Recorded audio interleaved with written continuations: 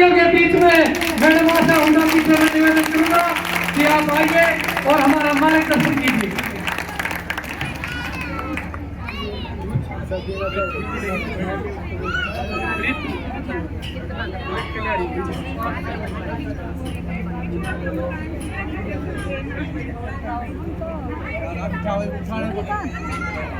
बबीता, बबीता,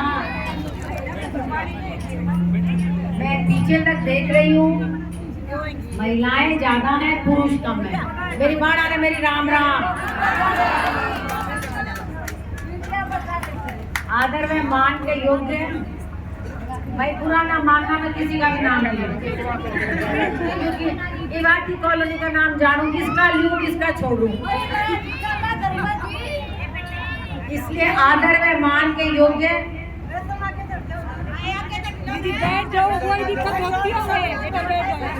आदर में मान के योग्य राम गोपाल कॉलोनी और ताऊ नगर के सभी सम्मानित बुजुर्गों, मेरी प्यारी बहनों, नौजवान बच्चे और भाइयों, आज इतनी संख्या में यहाँ आकर आपने ये दिखा दिया कि आपका प्यार और आपका आशीर्वाद दीपेंद्र के साथ है। मुझसे पहले बोलते हुए बत्रा साहब ने बहुत सी राजनीतिक बातें भी की थी, बहुत सी राजनीतिक बातें आपसे की। मैं यहाँ जो बुजुर्ग हैं उन्हें भी याद होगा, और जो बुजुर्ग बहनें हैं मेरे साथ की उम्र की, उन्हें भी याद होगा 2004 से पहले राम गोपाल कॉलोनी में कोई भी दलित पंक्ति नहीं थी। कच्ची गलियों में ये राम गोपाल कॉलोनी बसी थी, पूरे पीछे तक घर नहीं थे, कहीं कोई घर था, बीच में खाली प्लॉट थे, और रास्ते में कोई सड़क नहीं थी, मिट्टी उड़ती थी। हम यहाँ वोट मांगने आते थे, पैदल पैदल गाड़ी वगैरह का रास्ता भी नहीं होता था। लेकिन 2005 में कांग्रेस की सरकार आई, और जैसा कि हमने वायदा किया था, कोशिश करके हर गली को भी पक्का किया, यहाँ सीवरेज भी आया, सब कुछ आया, कॉलोनी बहुत अच्छी कॉलोनी में से एक कॉलोनी बन गई। लेकिन दुख की बात यह है कि पिछले 10 साल में कोई भी विकास होने की बजाय जो बनी बनाई सड़कें हैं उनकी कभी मरम्मत भी नहीं की गई। आज इस कॉलोनी में नहीं, पूरे रोहतक शहर में अगर आप जाएंगे तो सड़कों में आपको गड्ढे नहीं मिलेंगे, आपको ढूंढना पड़ेगा गड्ढे ही गड्ढे, कहाँ सड़क है। आपके यहाँ पीछे सिंहासन में मेरे ब्याह होया करते, मैं आया करती तो यूँ सोचा करती भाई आज ब्याह में जाना पड़ गया, कमर दुखेगी। कितने गड्ढे थे आपने भी देखे होंगे। अभी इलेक्शन आया है तो थोड़ा सा तारकोल बिछाया है उन्होंने। और जहाँ तक पानी की समस्या है, पूरे रोहतक शहर में या तो पानी की किल्लत है, पानी आ नहीं रहा, कई बार 2-3 दिन, और कभी आता है तो गंदा पानी आता है। सीवरेज सब जगह बंद है, थोड़ी सी बारिश होते ही जगह जगह पानी खड़ा हो जाता है। हमारा रोहतक जो एक खूबसूरत शहर बन गया था, आज वापस से गंदगी के ढेर में तब्दील होता जा रहा है। ये बीजेपी सरकार की लापरवाही की वजह से हुआ है। अब आपके पास यहाँ सभी वोट मांगने आएंगे, हम भी आए हैं, बाकी भी आएंगे, जो भी सांसद के चुनाव के लिए खड़े हुए हैं वो आएंगे। लेकिन वो 5 साल से आपके सांसद थे, तो 5 साल में क्या उन्होंने आपकी कॉलोनी में कोई काम किया है? आप बताएं।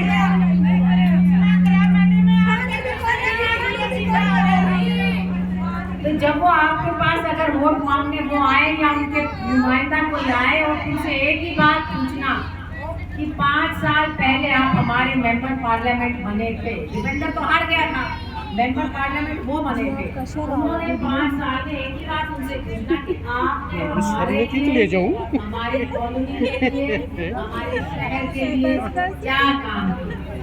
क्या कहीं पानी पीने की व्यवस्था अच्छी हुई? क्या कहीं हमारी सड़कों के लिए आपने आवाज उठाई? हम तो आज विपक्ष में हैं, 10 साल हो गए, कांग्रेस का राज नहीं है, लेकिन जहाँ भी कोई समस्या होती है हम अपनी तरफ से पूरी आवाज उठाने का प्रयास करते हैं। ये सरकार की मर्जी, माने या ना माने। और ये सरकार कैसी है ये आपको पता है।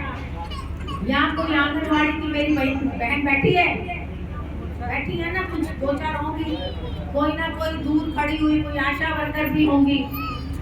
इनकी कोई छोटी मोटी डिमांड लेके ये गई थी मुख्यमंत्री से मिलने, क्या मिला इन्हें बदले में? लाठियां। पहले पानी की बौछारें, फिर लाठियां मिली ना। कंप्यूटर टीचर भी गए थे, क्या मिला? लाठी। सरपंच भी गए थे, क्या मिला? ये क्या बात है कि कोई बात अपनी सरकार से अगर कहने जाए, जो सरकार में मुख्यमंत्री, मंत्री, एमपी बनते हैं लोगों की वोट से बनते हैं, और ये कुर्सी उनको लोगों की दी हुई है। उनका फर्ज है कि लोगों के दुख दर्द की बात को सुने, सुन के उसका हल निकाले। सरकार तो वो होती है जो बिना आए भी सबकी समस्या दूर करे। अगर कोई आ जाए तो उसकी बात को सुने और सुन के उसका हल भी निकाले। लेकिन ये सरकार सुनना तो दूर से ही लाठियां बरसा देती है। 1.5 साल किसान बैठे रहे बॉर्डर्स पे, दिल्ली जाना चाहते थे, दिल्ली जाके अपनी बात रखना चाहते थे, अपनी बात प्रधानमंत्री या बाकियों को बताना चाहते थे, दिल्ली में नहीं घुसने दिया। जैसे वो किसान नहीं, कोई बाहर के आए हुए आतंकवादी बॉर्डर पे बैठे रहे। 750 किसान मारे गए।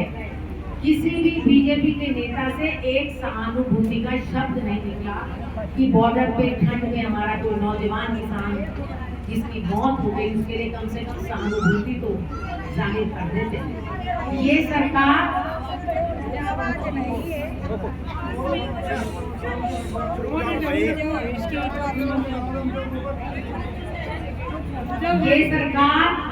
संवेदनहीन सरकार है। इनके दिल में दया, करुणा, संवेदना किसी भी के लिए नहीं, एक नहीं किसी के लिए भी नहीं है। ऐसी संवेदनहीन सरकार को अब ये मौका आया है, 5 साल के बाद हमें इस सरकार को काट फेंकने का एक मौका मिला है। ये 25 तारीख की लड़ाई मेंबर पार्लियामेंट की लड़ाई नहीं है केवल, ये मेंबर पार्लियामेंट के साथ साथ वो लड़ाई है जिससे कि ऐसा माहौल बनेगा कि 4 महीने के बाद जब विधानसभा का चुनाव आएगा, आपकी अपनी सरकार बनेगी, उसकी नींव इस चुनाव में रख दी जाएगी। अगर आप अधिक से अधिक वोटों से रोहतक सभी सीटों में कांग्रेस को जिताएंगे तो आने वाले समय में जब विधानसभा का चुनाव आएगा, कांग्रेस की सरकार बनेगी। और कांग्रेस की सरकार बनेगी तो आपकी सभी समस्याओं का ये हमारा वादा है, क्योंकि ये हमारा शहर है। हर गली, हर मोहल्ले, हर कॉलोनी में कोई ना कोई हमारा भी रिश्तेदार रहता है, कोई ना कोई भाईचारे का रहता है, कोई ना कोई सहेली रहती है। सब जगह हमारे जानकार रहते हैं। आपको बताने की जरूरत नहीं, हमें पता लग जाएगा कहाँ क्या कमी है। अगर सरकार आई कांग्रेस की, हम हर कमी को दूर करने का प्रयास करेंगे।